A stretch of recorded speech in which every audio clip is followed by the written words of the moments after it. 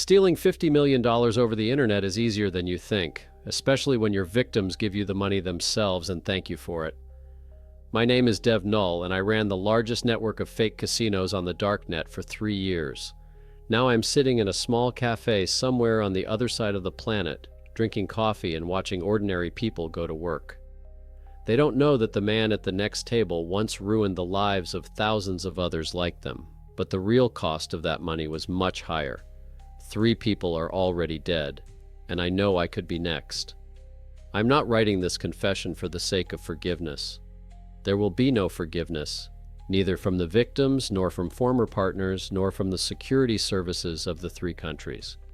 I am writing because the truth must be told, because behind the beautiful interfaces and the glittering promises of easy money lies a machine that devours human destinies. It all started in 2017 when I was 22. I was a 4th-year cybersecurity student at a technical university. I won't say which one. Too many traces could lead back to me. I'll just say that it was Eastern Europe, post-Soviet space, where talented programmers earned pennies and corruption was the norm of life. Since childhood, I have been drawn to computers. At 14, I already knew 3 programming languages.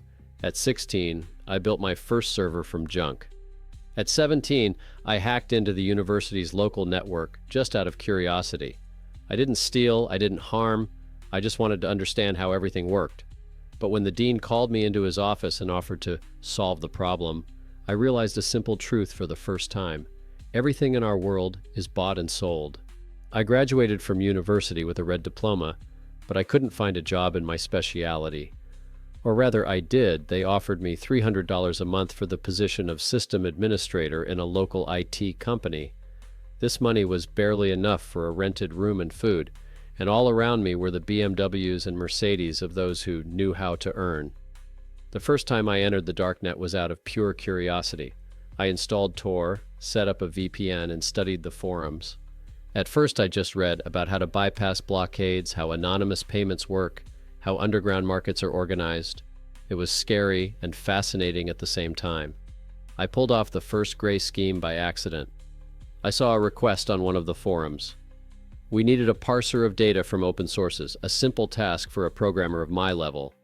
The customer paid in bitcoins and did not require any documents. I wrote the script in 2 days and received $500, more than I had earned in 2 months of official work. Gradually, the orders became more and more. Bots for racking up views, scripts for automatic account registration, parsers of personal data from social networks. I told myself that it wasn't criminal, just a gray area, that I wasn't stealing or killing, just writing code. By the end of 2018, I was already earning over $1,000 a month. I rented a normal flat, bought a powerful computer, and started studying more serious technologies.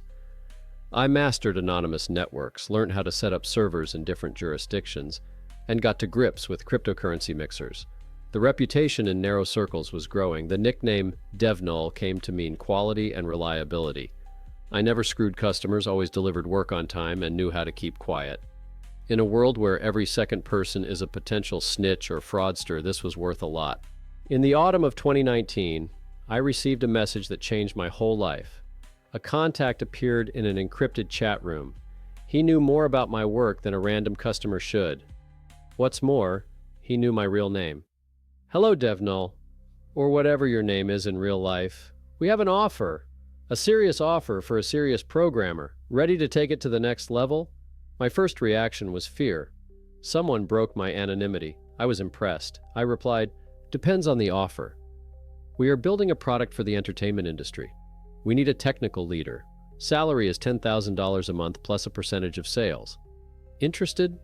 $10,000 a month." That was more than I earned in a full year in my official job. Of course, I realized that entertainment industry in our context could mean anything, but greed was stronger than caution. Details? I replied. Online casinos, full cycle of development and support, server part, interfaces, payment systems, security systems, work in a team of professionals. Everything is clean and anonymous. Casinos, nothing seemingly illegal at first glance. What's required of me? Meet in the encrypted voice chat room tomorrow at 20 o'clock. Bring a summary of your technical skills. We'll go over the details. I didn't sleep that night. I walked around the flat, smoking one cigarette after another, thinking. On the one hand, huge money and the opportunity to engage in really complex technical tasks. On the other hand, it's not clear what they meant by casino, but this morning I realized that the prospect of making serious money is stronger than doubt. At exactly 8 o'clock in the evening of the next day, I entered the specified chat room. The voice in the headphones had been changed by the modulator, but the person speaking was clearly educated, with a technical background. "Welcome to the team, DevNull. You're now part of a project that will turn the online gambling industry upside down." I didn't yet know that 3 years later, this project would really turn my life around, only not at all as promised. But then, on that autumn evening in 2019, I simply said, "I'm ready." It wasn't until my second month on the job that I realized we weren't the only ones on our servers, and that our servers were being watched by people who it was better to never meet. The first task was simple: to create a copy of a popular European casino, the exact copy, the same fonts, the same colors, the same navigation. The only difference was the domain and payment details. "People are attracted to the familiar," the chatbot explained to me. "They see a familiar interface and relax." The team turned out to be bigger than I expected. 8 people, all with technical education, all from the former Soviet Union. We only knew each other by nicknames. No one knew our real names. Only communicated through encrypted channels. No video calls, no real meetings, maximum anonymity. It took 2 weeks to create the first casino. I raised servers in 3 jurisdictions, set up security, and wrote the game logic. The most difficult part was the game algorithms. No one should win more than a deposit, the tech instructed. At most, small amounts for the illusion of honesty. I wrote an algorithm that analyzed each player. The system gave beginners 20 to 30% of their first deposit to win, to make them believe. Regular players occasionally got some small change, but big winnings were completely excluded. All the machines did not work on randomness, but on pre-scripted scenarios. Beautiful animation, sounds of winning, but the result is predetermined. The first launch is on the 15th of November 2019. A person under the nickname Traffic bought a base of 5,000 email addresses of players from Germany, Austria, Switzerland. The mailing went out at night. Bonus 100% on the first deposit. The first player, a German from Dusseldorf, funded his account with 200 euros. He played for half an hour, won 60 euros, tried to withdraw. Support explained about wagering bonus with x35 odds. 2 hours later, the German drained all 260 euros. By the end of the first day, 30 registrations, deposits for 4,200 euros. Paid out, 0. The following months passed like a blur. By December, we had 3 casinos, 2,400 players, a turnover of 340,000 euros. My income was $28,000 a month. I bought a new car, moved into an expensive flat. I told my friends that I was working remotely for a Western IT company, but the scary thing was how quickly I got used to it. To the letters from cheating players, to the reports of plums, to the fact that other people's problems were just numbers. Our SMM set up content production. YouTube channels with reviews of honest casinos, fake streams with fake winnings. I prescribed a separate logic for the actors where big wins were possible. Viewers saw a streamer bet 100 euros and win 5,000. By the spring of 2020, we were running a network of 12 casinos. My income exceeded $50,000 a month. But nights I read the letters from the players. A man lost money for his wife's surgery, a student lost a term scholarship, a retiree lost a lifetime savings. In May, the first incident occurred. A programmer from Munich suspected something wrong, analyzed our code, and posted an investigation on the forum. "We have a problem," the analyst reported. "In a couple of days, everyone will know about us." In 48 hours, we moved everything to new servers, changed domains. 1,200 players lost access to their accounts, and 240,000 euros of balances. "Normal operating expenses," Tech commented.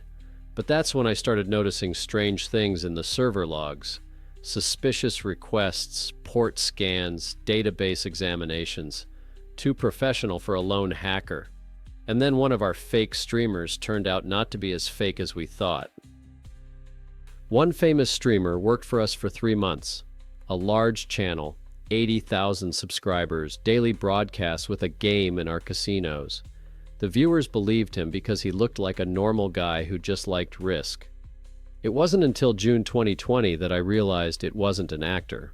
It all started with a technical glitch. During a regular stream, a special account with inflated winnings glitched. Instead of a rigged win, the system gave him the real result, a loss of 500 euros.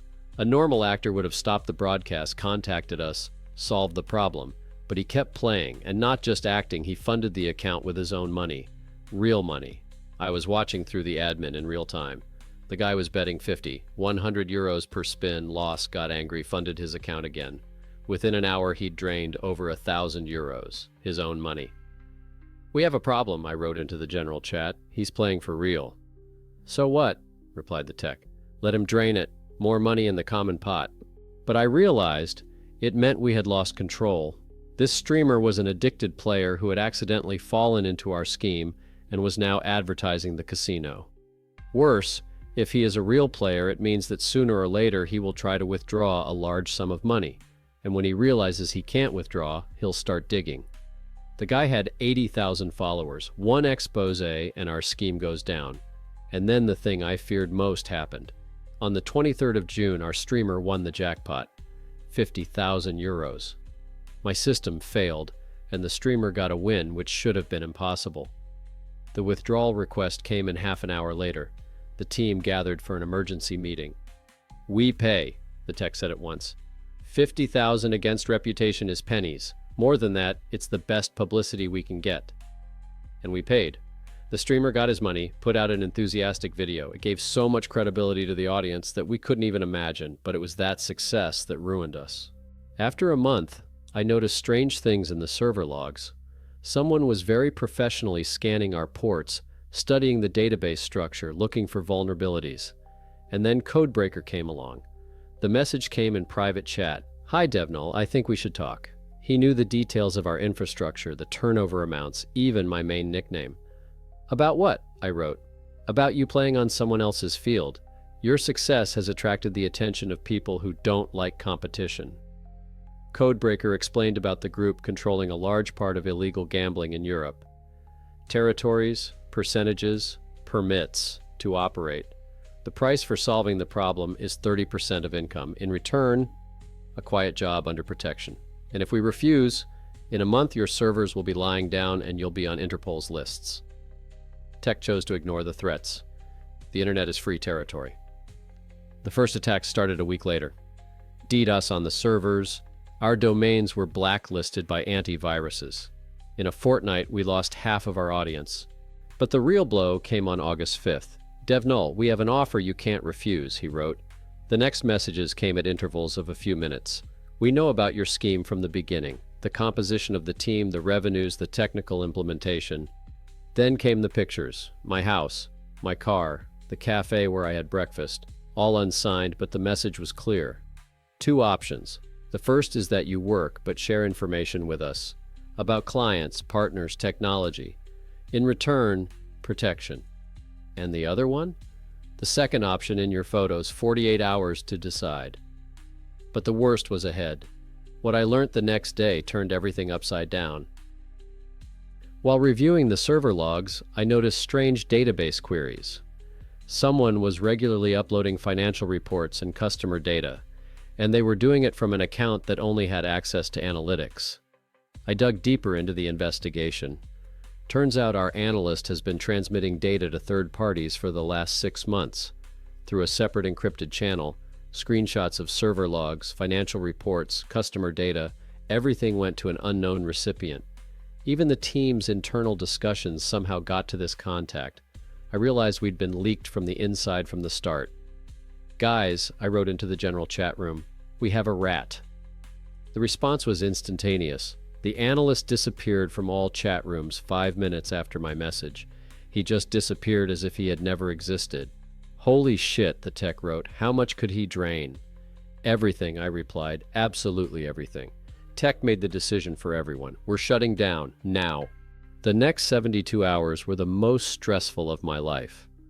We launched an emergency evacuation protocol that we had developed at the beginning of the project but hoped never to use. All servers are offline. All domains transferred to automatic deletion. Databases encrypted and destroyed. Even our chats were erased by special bots that overwrote the data several times. The money was evacuated through a network of cryptocurrency mixers. Each Bitcoin passed through at least 7 different services before reaching the final wallets. Traces were being lost for good. My share was $3.2 million, more than I could spend in a lifetime. But that money smelled like blood. The blood of people who believed the pretty websites and lost everything. On the 8th of August, Tech wrote his last message. Good luck to everyone, don't know anyone else. After that, the team scattered. Everyone disappeared in their own direction. I bought documents in a new name from one of the Darknet vendors. Quality documents, passport, driving license, even a criminal record, a complete cover story to start a new life.